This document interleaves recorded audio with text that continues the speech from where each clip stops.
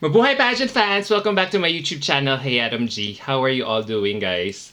Ako, grabe guys, feeling like a zombie right now with all the events and screenings left and right from our beloved national pageant organizations. In fact, I just got off from attending the Miss Universe Philippines Gala Night at the Hilton Manila last night, where we finally got to see the unveiling of the new crown. And as I have posted in my Instagram account, this crown made by G. Wilmer is much better than the previous one, with its sea inspired with so many South Sea pearls adorning it. And napansin nyo guys, it's visibly smaller from the last one, contributing to its massive appeal among us pageant fans. And guys, napansin nyo, sobrang ganda ng crown ng malapitan. And I hope I was able to make you guys feel it with my close-up footages of the crown across all my social media platforms. Nakaka-proud talaga. Ang daming pasabog ng MUP. Actually guys, sa unang tingin, parang kasing 'di ba, parang alta ng Mikimoto if you're going to see it from afar. But now as I look more closely to it, para siyang muwad crown except with so many pearls on it. Sa sobrang nawindang ako sa ganda ng bagong crown, at sa mga girls in front of me during the event, I already forgot to ask the organizers the most important questions of the night, like how much it's valued and why G. Wilmer named it French, La Mer and Majestic Crown. But hopefully, I could get the answers for you guys in the next few days. So apart from the new crown unveiling, I also had a great time chatting with most of the attendees last night. There were so many people whom I got to meet during the event, such as the fun and sassy content creators from TikTok Philippines. Yes, guys, I met so many new people. I had fun getting to know all of them as they work on the sidelines of the event last night. And part of the reason why MUP is enjoying so much traffic pala on social media is because of these pageant content creators who make fun stuff on their respective TikTok accounts. So shout out to Zoran Zoe, Ria, and Aaron Maniego for being so warm and congenial throughout the whole night. Kakariring ko na nga talagang pagti-TikTok sa susunod, simula ngayon, to reach a massive following like them, di ba? So, apart from them, I also would like to give a shout out as well to Brian Eusebio, one of MUP's hairstylists, for being so kind and accommodating during the event as well. I also had fun getting to know his job as one of the MUP hairstylists, as he gets to clam up some of our candidates from time to time. So thank you, Brian. And then I also got to meet the lovely mom of Vanessa Caro. Sino pa ba? Sister of Jonah Sweet and the good-looking dad of Idol Sanchez from Bulacan along the way. It's truly ebbing to see them supporting their daughters in this competition, especially Vanessa's mom who flew in all the way from Hawaii just to support Vanessa. That's just so touching, 'di ba? And now, let's get down to business. Let's now focus our attention to the candidates. Grabe guys, am I the only one who feels all the newbies and the Let's Talk About candidates here rose to the occasion last night? I actually think all of them did pretty well here. So this content is all about acknowledging some of these candidates whom we haven't been paying attention, but could really spring a surprise come prelims next week. So, sino-sino ang mga nakipagbardagulang tong mga to sa mga frontrunners? Well, you better stick around for my list.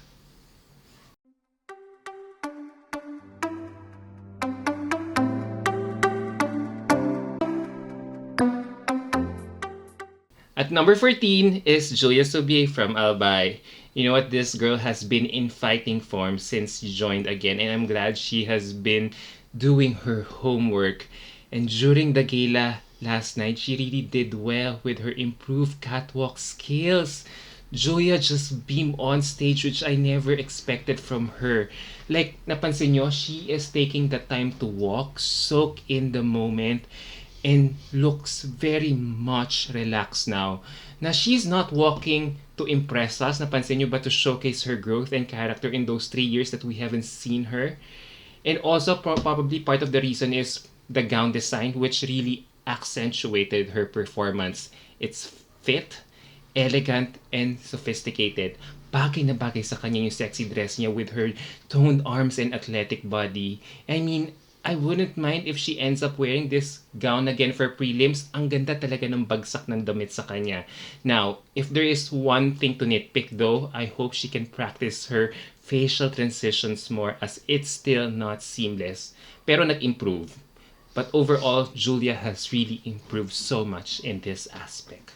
And now we go to my 13th spot and I'm giving it to Graciel Di Stura from Quezon Province. Should we thank Miss Palawan Angelica Lopez for bringing out the fierceness of this woman in MUP?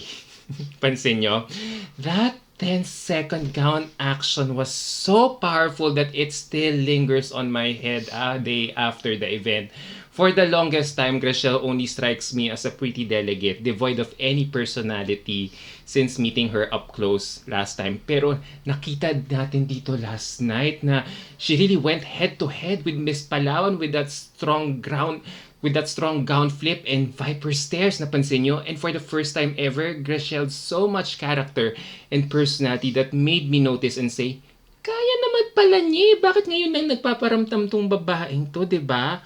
Girl really gave me chills and drama, so she really deserves her spot here. I hope Graciel gallops the same energy come prelims next week. And now we go to my 12th spot and I'm giving it to, surprise, surprise, surprise, Dorothy Gemini from Iloilo City. This is also one girl whom I thought also had a moment here last night. For quite some time, I feel Dorothy has been slowly sliding down with her styling issues. But for some reason, it worked on this pink gown as she looked like a real-life princess last night. After seeing her turns for quite some time now, guys, I do get to understand her styling direction na gusto niyang tinatak dito sa MUP na elegant, sophisticated as reflected with her makeup and hairstyling, and even her makeup here is very neat. Na I didn't notice na it is her pala, as if she really looked completely different. So, wow, well done, Dorothy. And now we go to my 11th spot and I'm giving it to Johnny Nietzsche Orsenia from Davao del Norte. This girl just radiates simplicity and gorgeousness, and she easily stands out because of this. You just can't help but feel light and smile with her turn here, and the blush pink with her straight hair and gown design all the more enhance her sweet personality on stage. I just love her sweet and relatable aura. Ang ganda din talaga ng walk niya. And now we go to my top 10, and number 10 on my list is Jonah Sweet from Aklan. I have to admit, guys, I underestimated this woman at the onset, but since entering the pageant's lock-in activities, she just started blossoming right before our eyes with her impeccable styling. I have been taking all her looks since their lock-in activities, and her turn last night just confirmed my observation that she really makes more impact when you see her in person or up close. Na which I feel is a task that is so huge to pull off, considering that she is always, used to opening the show since she is always the first one to come out alphabetically. I really feel Jonah had a moment there last night, a testament to her pageant skills in Miss World Philippines 2017. She just looks so lovely and elegant last night. And now let's go to my number 9 spot, and I'm giving it to Anjanet Japore from Lucena City. Is it really only me who feels I am the only one who has been into her since her introduction in Miss Universe Philippines? I feel this woman is so underrated. Walang nakakapansin sa kanya. Pero ngayon, I will go out of my limb to say to you all that we should give this girl our attention as well, as she has been doing everything right since the beginning of the competition. I know she has fair white skin and would look like an apparition in yellow, but my gosh, this girl really stunned me with her great presentation skills on the runway. I was really stunned as she really worked that gown, which reminded me so much of Miss Vietnam 2018's prelim performance in Miss Universe before. And maybe part of her great turn here is her styling as well. I love the tussle hair waves that she sported here, as it perfectly complemented her face. So she really did her homework here, and I am so glad that so many people are now noticing her after this event. Well done, AJ. And number 8 on my list is Dominic from Cebu province.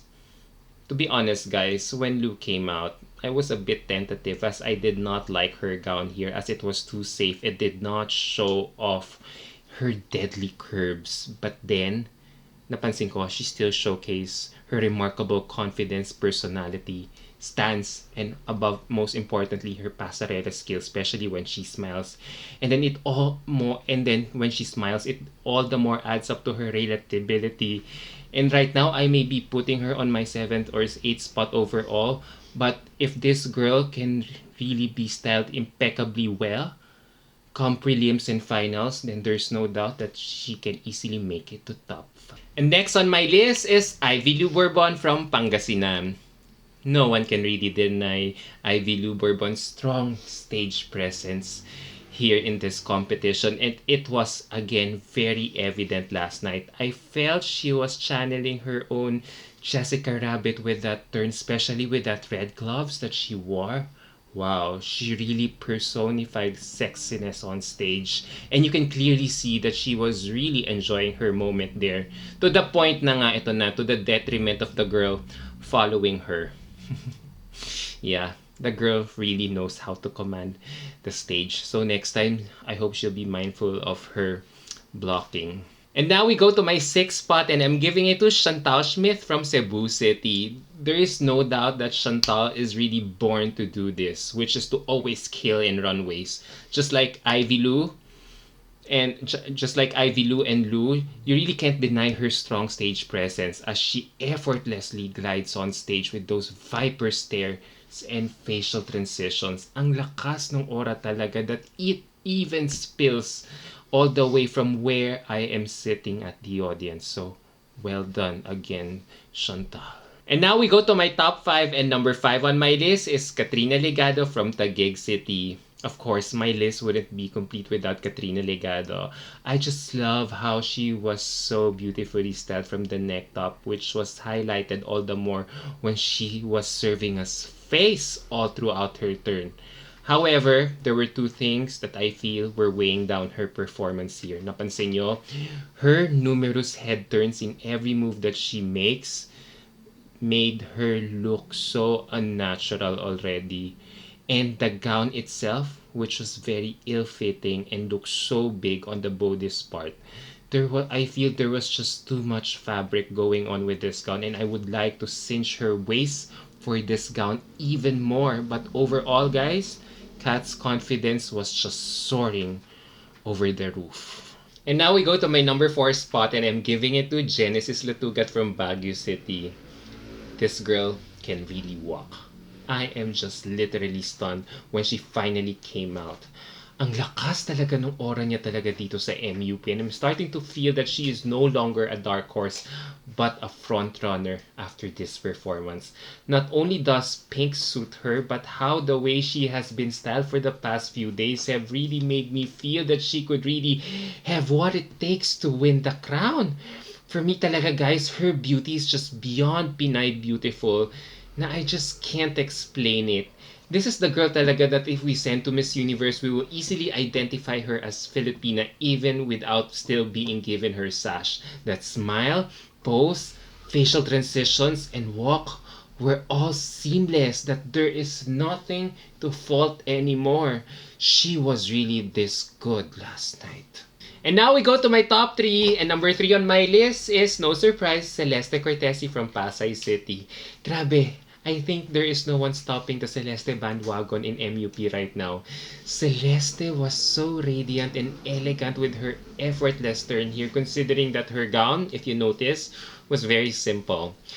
Pero she was so natural to the point that you would no longer notice the dress that she is wearing as you are just too mesmerized looking at her face. She really did not need to do so much facial transitions or even emote as you would really be stunned. Partida, wala pa siyang halos ginagawa sa stage, pero markadong-markado na siya. How much more pag nag-effort pa siya come prelims, 'di ba? And now, we go to my runner-up of my list. And she's none other than Michelle D from Makati City. Yup, she's number 2 right now on my list. But you really can't deny Michelle D's presence in on stage. It's very commanding here in MUP. Yung mapapanganga ka na lang with her very fiery presence here. Kahit na I feel the fabric of her gown was very stiff and heavy. Pero guys, iba talaga ang presence ni Michelle D. Pag nakita nyo talaga siya in motion on stage and you will just be literally stunned. Ang lakas talaga ng aura niya. Now, having this said, I feel there were some moments in her catwalk which she could have done better. Less arm swing to make it more fluid and a different facial pose at the end so she won't be viewed as limiting. So, having this said again, I hope she can now showcase her versatility at this point of the competition, especially with prelims just around the corner, so that it will be more exciting for her. But I am sure that Michelle can easily remedy these minor details to come out with a better showing next week. And now we go to the best performer of the night, which I'm giving it to Annabelle MCdonald from Miss Samis Oriental. Yes, guys, out of all the ladies who walked down the ramp last night, I feel this woman is the one who easily captivated me the most.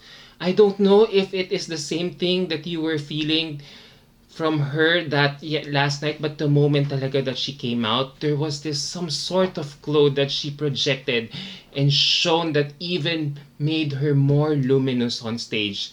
Parang it's as if she was walking on air as she glided effortlessly on stage. Her aura and freshness just truly radiated and you could really just feel it. Yung feeling na she just registers you as someone who is so relatable but doesn't try too hard to please us on stage. Nagets nyo? There is just something about her that when she comes out, there is some sort of a halo effect on her head which makes her such a divine presence on stage. She is really that good in motion, and what I like about her turn here is that kabog rin pala siya with her hair down than when she is a bun, cause in the past 2 press events we've always seen her in a bun, and just when I am starting to get bored, she fires up the night with her luminous presence. I really have a feeling now that Annabelle could win it all on April 30. So there you go, guys. What do you think about my list? Well, let me know about your thoughts down below the comment section so I could see your punto de vistas or where you guys are coming from. Alright, guys. More pageant ganaps in the next few days. See you on my next video. Bye!